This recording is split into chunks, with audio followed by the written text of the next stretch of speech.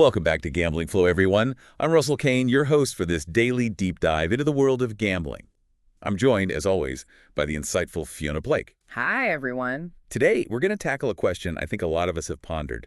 What makes gambling so addictive? It is a fascinating one, isn't it? You know that thing where people get hooked even when the odds are stacked against them? Yeah. Look at the science, the psychology, and even how the games themselves are designed. Okay, let's get into it. Okay, so let's unpack this. One thing I've always heard about is dopamine. Right. This feel-good chemical our brains release. It's involved in all sorts of pleasurable activities, right? Yeah, definitely. Dopamine is a key player in our brain's reward system. It's what gives us those good feelings, those bursts of pleasure, and motivates us to, repeat certain behaviors. I see. But here's the thing with gambling. Yeah. Dopamine isn't just released when we win, it's also released when we lose. Wait, hold on. Yeah. So even losing can give you a dopamine hit. Uh-huh. Seems counterproductive. It really does, but that's precisely what makes gambling so, well, I guess you could say insidious. Yeah. The very act of gambling, the anticipation, the near misses, the thrill of not knowing what's going to happen, all of these can actually trigger those dopamine releases. Okay. This creates a really powerful reinforcement loop. It's almost like it's wiring your brain to keep wanting to gamble. Wow. Regardless of whether you win or lose. So even if you're losing money, your brain is still getting those little rewards, making you crave more. Right. It's like a chemical trap. It is, yeah, it's a great way to put it. And what makes it even trickier is that the dopamine pathways that are activated by gambling, they're actually very similar to those activated by drugs of abuse. Really? So while the intensity of the high, might be different, the underlying neurochemical processes are surprisingly similar. This brings to mind another question. If we're talking about the brain's reward system, are some people just wired to be more susceptible to gambling addiction? Is there some sort of gambling gene out there? That's a really common misconception. While there is some, genetic influence on things like impulsivity and risk-taking traits that might make someone, a little bit more inclined towards gambling, Right. There's no single gambling gene. That dictates whether or not someone's going to become addicted. So it's not a predetermined fate. Nope. That's good news, right? It is. I mean, it means that even if you have family members who struggle with gambling, you're not automatically doomed to follow the same path. Absolutely. It's so important to remember that genes are only one piece of the puzzle. Our environment, our upbringing, our life experiences, all of those play a really significant role as well. Okay. For example, research has shown that early exposure to gambling, particularly within the family, can significantly increase the risk of addiction later in life. So the way we talk about and handle gambling around children can actually have long-lasting consequences. It can. That's a powerful reminder for parents and caregivers. Yes. To be mindful of their own gambling habits and how they discuss the topic with young people. It really does highlight the importance of responsible gambling habits, and setting a good example. Think of it as planting seeds early on. The more we normalize that responsible behavior, the more likely it is to take root, and flourish. That makes a lot of sense. But speaking of environmental influences, Yeah. something that's been on my mind is the way gambling games themselves are designed. I mean, surely the creators of these games have figured out how to make them as enticing and engaging as possible, right? No, absolutely. The design of these games, especially things like slot machines, play a huge role in their addictive potential. Right. Let's take the speed of play, for instance. Have you ever noticed how quickly those reels spin? Yeah, it's like a blur of lights and sounds. You barely have time to even process what's happening before, the next spin starts. Exactly. And that rapid pace is no accident. It's deliberately designed to keep you hooked, to prevent boredom, and to keep players engaged. Right, right. Think about it. If you had to wait a minute or two between each spin, you'd probably get bored. You'd probably walk away. You'd lose interest. You'd lose interest. So by keeping things fast-paced, they keep those dopamine hits coming, making it harder to resist the urge to play. It's like a carefully calculated formula for addiction. Yeah, you could say that. And it makes you wonder if games can be designed to be more addictive, could they also be designed to be less so? That's a fascinating question. Yeah. What would that even look like? Slower spins, maybe? Or perhaps features that encourage players to take breaks Hmm. or set limits on their spending. Those are all great ideas. There's a lot of potential there, to explore how game design could be used to promote more responsible gambling habits. It seems like there's a real tension here between creating uh, entertaining games that keep people engaged Yeah. and ensuring that those games don't become harmful. It is. It's a really delicate balance. It's a conversation that needs to involve everyone.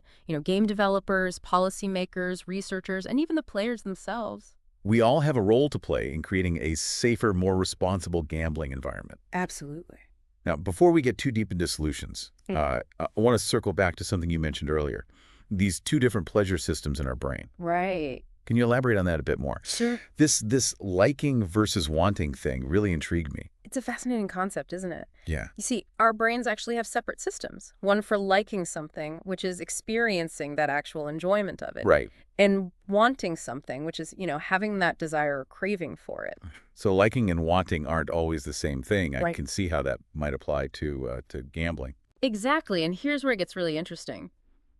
In people with gambling addiction, the wanting system often overrides the liking system. So this means they might crave gambling really intensely even when they're no longer genuinely enjoying it. That's a powerful insight. It's like how you might crave that extra slice of cake, even though you know you'll probably feel sick after eating it. Yeah, The craving just takes over, it does. even if the actual experience isn't as enjoyable as you anticipate. That's a perfect analogy. It highlights how, in cases of addiction, the wanting system can become so dominant that it really distorts our perception of pleasure and reward. Mm. We become so fixated on the chase, even when the reward itself is no longer satisfying. This adds a whole new layer of complexity to understanding why people continue gambling, even when they know it's causing them harm. It does, and it underscores the need for interventions that address not just the behaviors associated with gambling, but also the underlying neurological processes that are driving those behaviors. We're starting to see just how intricate the web of gambling addiction really is. It's not a simple case of willpower or poor decision-making. Yes. It's a complex interplay of brain chemistry, game design, environmental factors, and even the way our brains experience pleasure and reward. Yeah, it's a very complex issue and one we certainly can't ignore, especially when you consider the impact of stress on gambling behavior. That's a great point. We've all experienced stress at some point in our lives. Right. How does it factor into this equation? Well, when we're stressed, our brains crave dopamine even more. It's like we're seeking out those feel-good chemicals to, kind of counteract those negative emotions we're feeling. So gambling with its built-in dopamine-releasing mechanisms becomes a very tempting escape route Right. for someone who's struggling to cope with stress. Exactly, and it creates a vicious cycle, Ah. The more stressed you are, the more likely you are to gamble. But then the more you gamble, the more stressed you likely become. Especially if you're losing money or, dealing with the consequences of your gambling habits. Right. It can be a real downward spiral. That's a sobering thought. It really underscores the importance of, healthy coping mechanisms. We need to find those constructive ways to manage our stress Yeah. that don't involve these potentially harmful behaviors, right? Absolutely. Things like exercise, spending time in nature, meditation, or just connecting with loved ones. Right. These are all great positive ways to manage stress and boost your mood without resorting to those riskier activities. So we've talked about brain chemistry, game design, environmental influences, stress. It's clear that gambling addiction is a complex beast with many tentacles. But at what point does it cross the line from just, a harmless pastime to a full-blown addiction? How do we even define that? That's the crucial question, and it's not always easy to answer because, you see, it's not simply about the amount of money or time someone spends gambling. Right. It's about the impact that it's having on their life. Okay, so what are some of the red flags that might signal a gambling problem? Well, there are several key things to look out for. One is a preoccupation with gambling. So, constantly thinking about it, planning that next bet, or, reliving past wins and losses. That makes sense. It's like it starts to take over your thoughts, consumes a disproportionate amount of your mental energy. Exactly.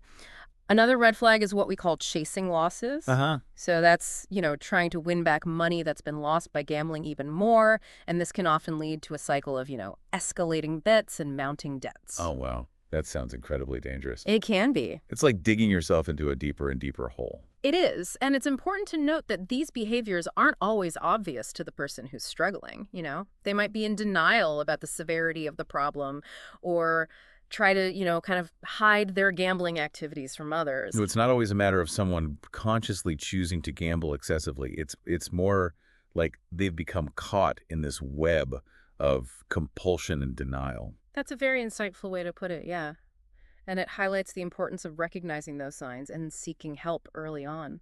Speaking of seeking help, what are some of the resources available for people who are struggling with gambling addiction? Well, there are actually a lot of great resources out there. Therapy is often a crucial step. Okay. Cognitive behavioral therapy, in particular, has been shown to be very effective in helping people to kind of identify and modify those gambling related thoughts and behaviors. So it's about retraining your brain to break those unhealthy patterns and develop healthier coping mechanisms. Exactly. And therapy can also provide that, safe and supportive space to really explore the underlying issues that might be contributing to that gambling addiction. Yeah. Things like stress, trauma, mental health conditions. It's about addressing the whole person, not just the symptoms. That makes sense. Precisely. In addition to therapy, there are also support groups like Gamblers Anonymous, which can provide a sense of community and shared understanding. Right. It can be incredibly helpful to connect with others who have gone through those similar experiences and can offer encouragement and support. Yeah, there's strength in numbers, as they say. Yeah. Knowing you're not alone in this struggle can make a world of difference. Absolutely. And, it's important to remember that recovery is a journey. It's Yeah. not a destination. There will be ups and downs, but, with the right support and resources, it is possible to break free from the grip of gambling addiction Uh-huh. and reclaim your life. That's an incredibly hopeful message. It reminds me of something we touched on earlier, this idea of redesigning gambling games to make them less addictive. Right. Do you see any promising developments in that area? There are definitely some encouraging initiatives emerging. For example, some game developers are starting to incorporate features that promote more responsible gambling habits. Things like pop-up reminders to take breaks or mandatory timeouts after a certain amount of gameplay. Even the option to set spending limits. Those all sound like steps in the right direction. It's Yeah. like building those guardrails into the games themselves to help players stay in control. Exactly. And some countries are also implementing regulations that require gambling operators to provide more information about the risks of gambling Right. and, offer resources for those problem gamblers. It seems like there's a growing recognition that we can't just leave it up to individuals to manage their gambling habits. We need those systemic changes that create a safer and more responsible gambling environment for everyone. That's the point. Exactly. It's about Yeah. shifting the responsibility from the individual to the system, creating a culture where responsible gambling is the norm, not the exception. This has been an incredibly insightful conversation, Fiona. I'm starting to see gambling addiction in a whole new light. It's not simply a matter of willpower or character flaws. It's this complex interplay of factors that can trap even the most well-intentioned individuals. It really Yeah. is. And I appreciate you sharing your expertise with us today. As we wrap up our deep dive into the world of gambling addiction, what's the one key takeaway you hope our listeners will remember? That's a great question. I think if there's one thing I'd want everyone to understand, it's that gambling addiction is not a moral failing. It's a real medical condition. Okay. It's something that can happen to anyone, regardless of their background, their intelligence, their willpower. That's so important to emphasize. We need to break down the stigma surrounding addiction and encourage these open and compassionate conversations about it. We do. Yeah. And along those lines, I think it's crucial to remember that recovery is possible. Yeah. With the right support and treatment, people can and do overcome gambling addiction and go on to live happy, fulfilling lives. That's a message of hope that I think everyone needs to hear. Now, before we sign off, is there anything else you'd like to add? Any final thoughts for our listeners? I think it's worth reiterating the importance of prevention. We've talked a lot about the factors that can contribute to gambling addiction, but what can we do to prevent it from happening in the first place? That's a great question. What are some practical steps we can take? Well, for starters, parents and caregivers can play a huge role, by modeling those responsible gambling habits, talking to their children about the risks involved. Right. we need to educate younger people about the realities of gambling. It's not a guaranteed path to riches. Uh-huh. It can be addictive, and there's no shame in seeking help if you're struggling. It's about fostering a culture of awareness and responsibility from an early age. Exactly. And on a broader kind of societal level, I think we need to advocate for stricter regulations and policies that protect consumers from, predatory gambling practices. Hmm? Things like limits on betting amounts, mandatory cooling off periods, readily accessible resources for those problem gamblers. Uh, These are all measures that can really help mitigate the harms associated with gambling. it's about creating a safer gambling environment for everyone, not just those who are already struggling with addiction. Exactly. It's a collective effort. It requires collaboration between policymakers, the gambling operators themselves, researchers, and the public. Well said, Fiona. This has been an incredibly illuminating conversation. Yeah. I know I've learned a lot, and I'm sure our listeners have too. It's been my pleasure sharing these insights with you and our audience. And to all of you tuning in, thank you for joining us on this deep dive into the complexities of gambling addiction. Remember, knowledge is power. The more we understand about this issue, the better equipped we are to protect ourselves and those we care about. And, if you or someone you know is struggling with gambling, please don't hesitate to reach out for help. There are resources available. Recovery is possible. Thank you for that reminder, Fiona. And that brings us to the end of another episode of Gambling Flow. I'm Russell Kane. And I'm Fiona Blake. We'll catch you next time for another deep dive into the fascinating world of gambling. Don't forget to subscribe, like, comment, and share this episode with anyone who might find it valuable. Until then, gamble responsibly and take care.